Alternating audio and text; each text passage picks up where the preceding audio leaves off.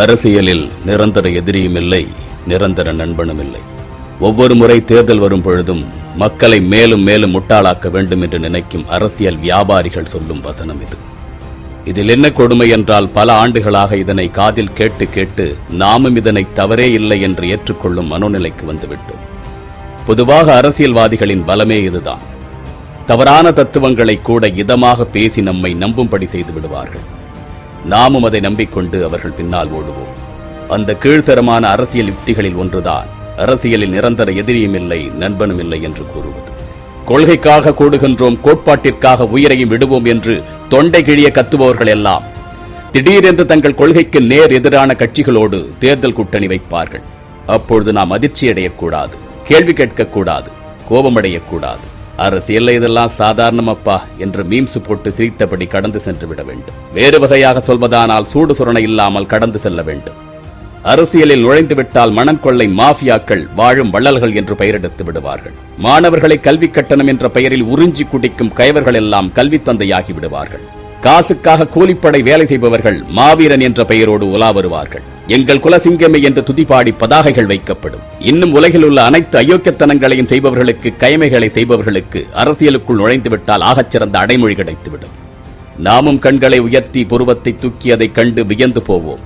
என்னங்க இப்படி செலவு செய்யறாரு, வேற மாதிரிங்க, மிரட்டிட்டாருங்க என்று அவர்களை வியந்து பார்த்து அவர்களுக்கே ஓட்டு போடுவதற்கு நாமும் தயாராகி விடுகின்றோம். ஆனால் அவர்களின் கயமைகள் நம் கண்களுக்கு ஒருபோதும் தெரிவது கிடையாது. ஏனென்றால் நமக்கென்று சுய புத்தியும் கிடையாது, சூடு சுரணையும் கிடையாது.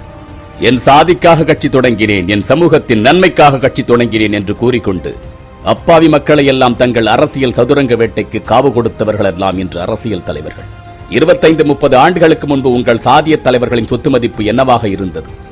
இன்று அவர்களுடைய சொத்து மதிப்பு என்ன? 25-30 ஆண்டுகளுக்கு முன்பு உங்கள் சமூகத்தின் நிலை என்ன? இன்று உங்கள் சமூகம் என்னவாக உயர்ந்திருக்கின்றது? பொதுவாக இந்த தலைவர்களுக்கெல்லாம் மிகப்பெரிய கல்வி நிலையங்களும் கல்லூரிகளும் இருக்கின்றன. ஆனால் இவர்கள் மூலமாக எத்தனை பட்டதாரிகள் உருவாக்கப்பட்டிருக்கின்றார்கள்? சொந்த சமூகத்தில் எத்தனை அரசு ஊழியர்கள் உருவாக்கப்பட்டிருக்கின்றார்கள்?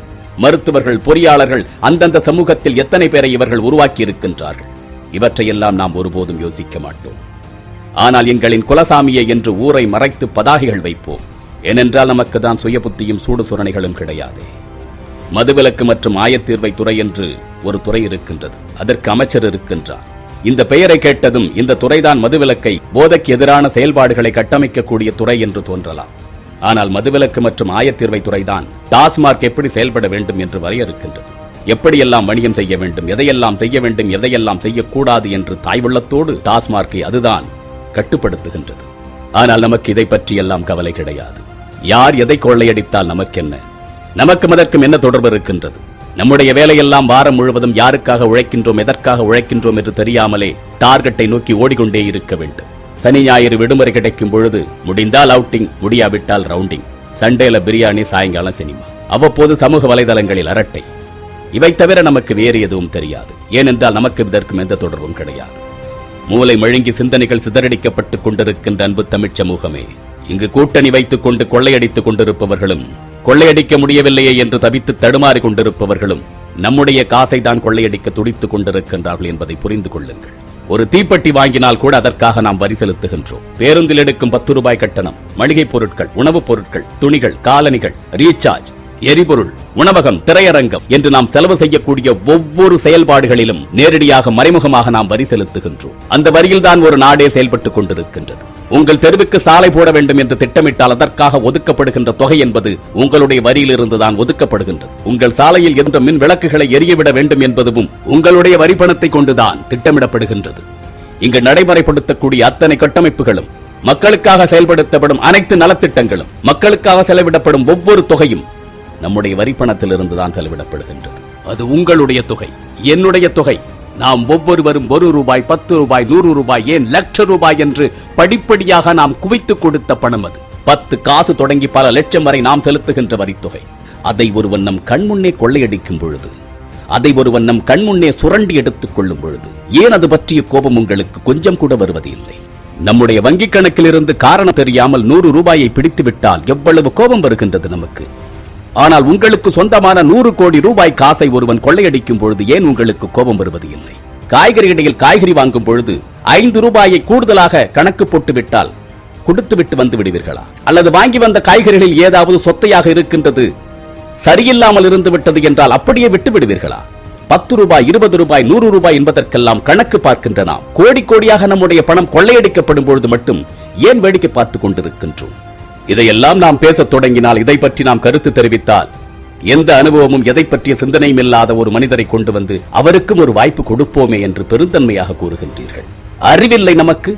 ஒரு ஆட்சி அதிகாரத்தை ஒருவருக்கு கொடுப்பது என்பது அவ்வளவு சுலபமாக போய்விட்டதா உங்களுக்கு? 2 குழந்தைகள் விளையாடி கொண்டிருக்கும் பொழுது அவர்கள் கையில் ஒரு மிட்டாயை கொடுத்து தம்பிக்கும் கொஞ்சம் புட்டுக்கொடு என்று கூறுவோமே, அது போன்றா? யாரை வேண்டுமானாலும் அரசியல் அமரச் செய்யலாம், போவோர் வருவோரையெல்லாம் சிம்மாசனத்தில் அமரச் செய்து அழகு பார்க்கலாம். அவர்கள் தன்னுடைய சுயலாபத்திற்காக எதை வேண்டுமானாலும் செய்து தன்னுடைய சுற்றத்தார்கள், உறவினர்கள், நண்பர்கள், கட்சிக்காரர்கள் அத்தனை பேரும் சம்பாதித்துக் கொள்வதற்கான வாய்ப்புகளை ஏற்படுத்திக் கொள்ளுவார்கள். 5 ஆண்டுகள் போன பிறகு மறுபடியும் நாம் புலம்பிக் கொண்டிருப்போம். அரசியலில் யாரை தேர்ந்தெடுக்க வேண்டும் என்பதற்கு முன்பாக அரசியல் என்றால் என்ன என்று புரிந்து கொள்ளுங்கள். நம்மை சுற்றி என்ன அரசியல் நடக்கின்றது என்பதை தெரிந்து கொள்ளுங்கள். இங்கு நடைமுறைப்படுத்தப்படும் ஒவ்வொரு அரசியலும் நமக்கு எதிராக எப்படியெல்லாம் காய் நகர்த்தப்படுகின்றது என்பதை கவனமாக உன்னித்து உணருங்கள். நன்றாக கண்களுக்கு தெரிவதெல்லாம் நன்மைகள் கிடையாது. நன்றாக பேசுபவர்கள் எல்லாம் நல்லவர்களும் கிடையாது. ஒவ்வொன்றையும் உற்று நோக்குங்கள். யாருக்காகவோ அல்ல, உங்களுக்காக, உங்களுடைய எதிர்காலத்திற்காக, உங்கள் பிள்ளைகளின் தலைமுறையின் நன்மைக்காக. சரியானதை தேர்ந்தெடுப்பதெல்லாம் பிறகு பார்க்கலாம். எது சரி என்பதை புரிந்து கொள்வதற்கு முயற்சி செய்யுங்கள். சந்திப்போம். தமிழனாய் பிறந்தேன் என்ற பெருமையுடன் நம் விவசாயி. போட்டு பாருங்க ஓட்ட, அப்புறம் பாருங்க நாட்டை.